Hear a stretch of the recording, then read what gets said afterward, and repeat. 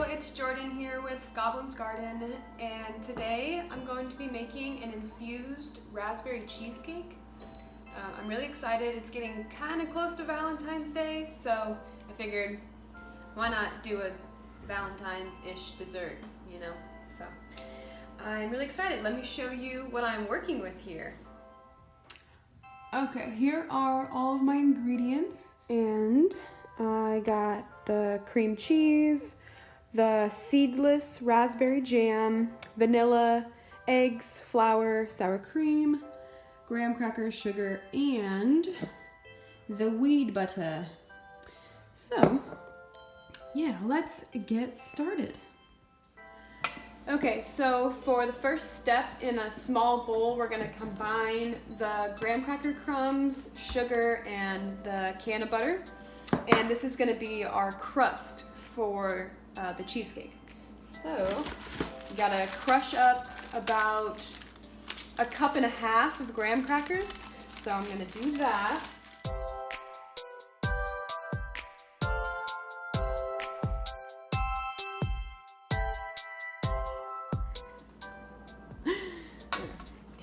Okay, so I have my graham crapper. Grand crapper. Okay.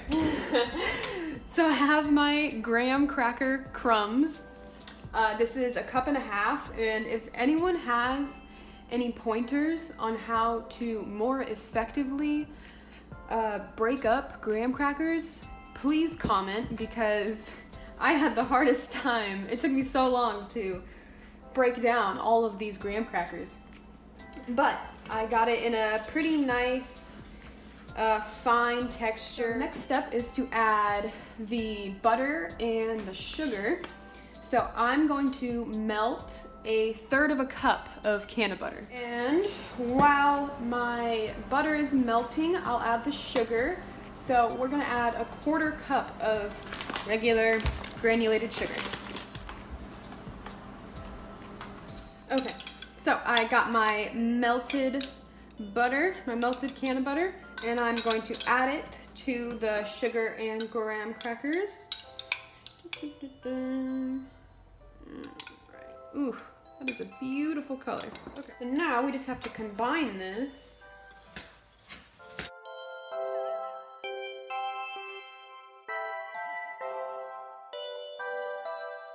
Add it to a greased pan like this, and that'll create our crust for us.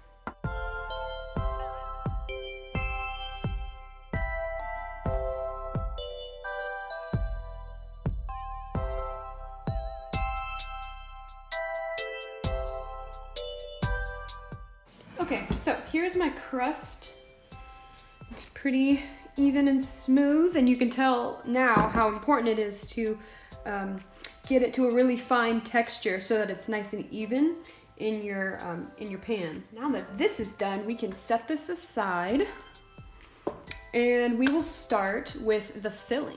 Okay, so now in a large bowl, I will be mixing together the cream cheese and the sugar to start. I have 3 packs of cream cheese, just regular cream cheese.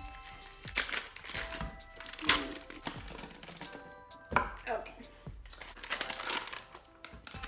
So we're gonna do 3/4 cup of sugar.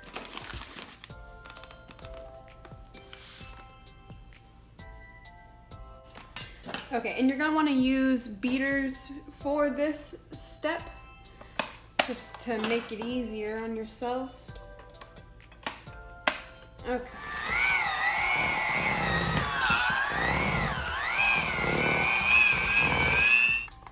And now that this is all mixed together, we're gonna add the sour cream. We're gonna add about 1/3 cup of sour cream.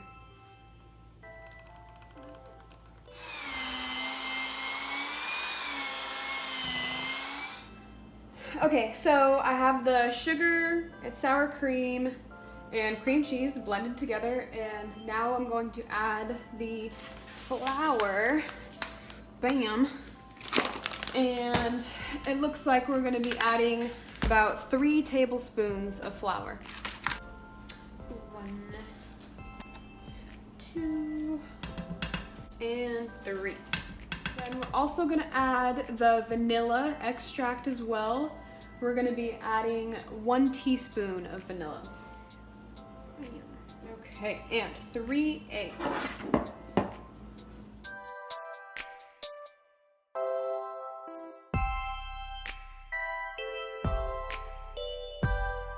And yeah, we're gonna use our spatula to mix it all up.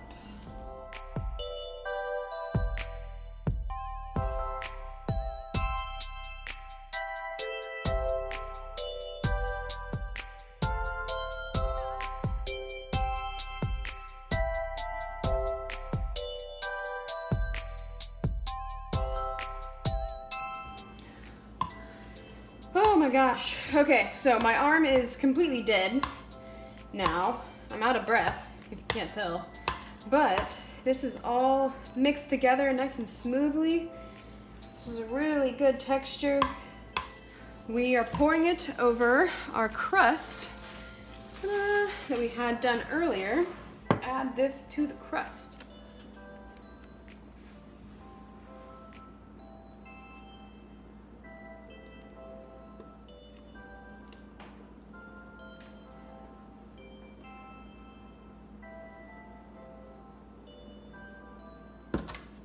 Ooh, awesome. This looks so good.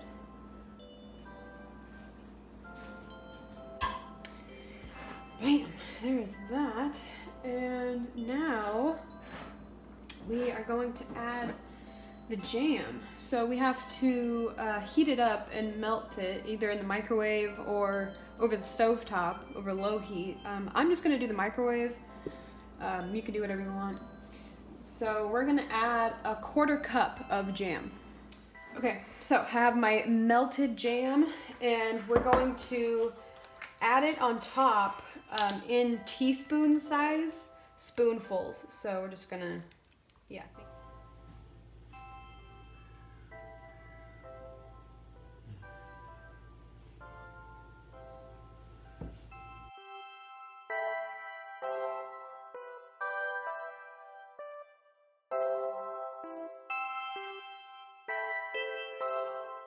Using a knife to swirl it. Should I do it from the center out or from the outer in? Does it matter? I don't think so.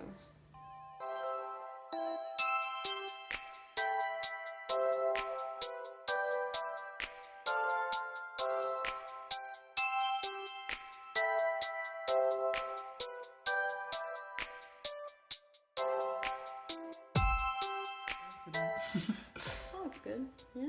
Yeah. Perfect. I Looks won't like touch it again. Presentable? Okay. Very presentable. Awesome. So here we are, got it swirled, nice and marbled. And now, what do? We're gonna wrap it in tin foil.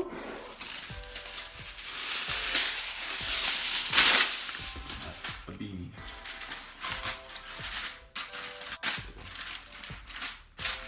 Okay.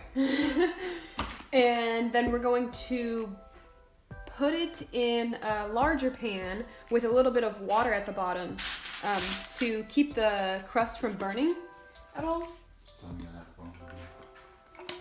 Okay, so I had to switch out my pan because it wasn't big enough. So this is the only pan I have that will fit this. I dumped in my hot water. I'm going to set this in the pan.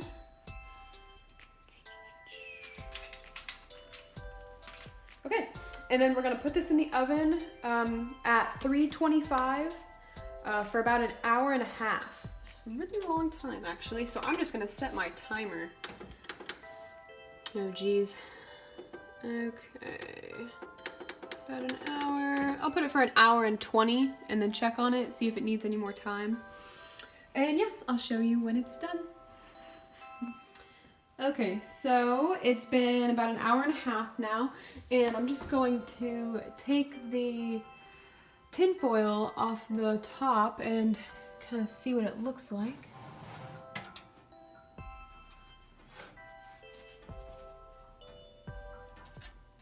And all of the water has also, almost all of it, has evaporated, so that's kind of what tipped me off. So, yeah, that looks pretty fire, I would say. Cool. I think it is ready to take out then.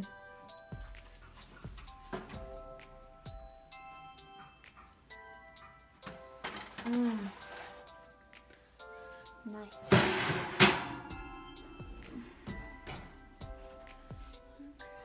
Okay. That looks pretty good, I think. There we go. Awesome.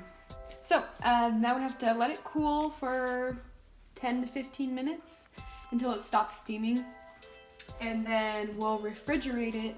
It's recommended to refrigerate it overnight, but I don't know if I can wait that long.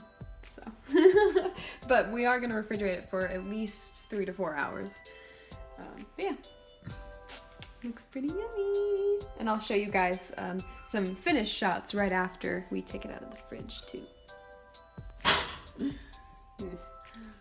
Here is the finished product. We already took a slice out of it and have been trying it out, but it tastes delicious, I would say. You can really taste it in the crust, and it seems to hold up pretty well. Here's my slice. You can see. So, pretty yummy.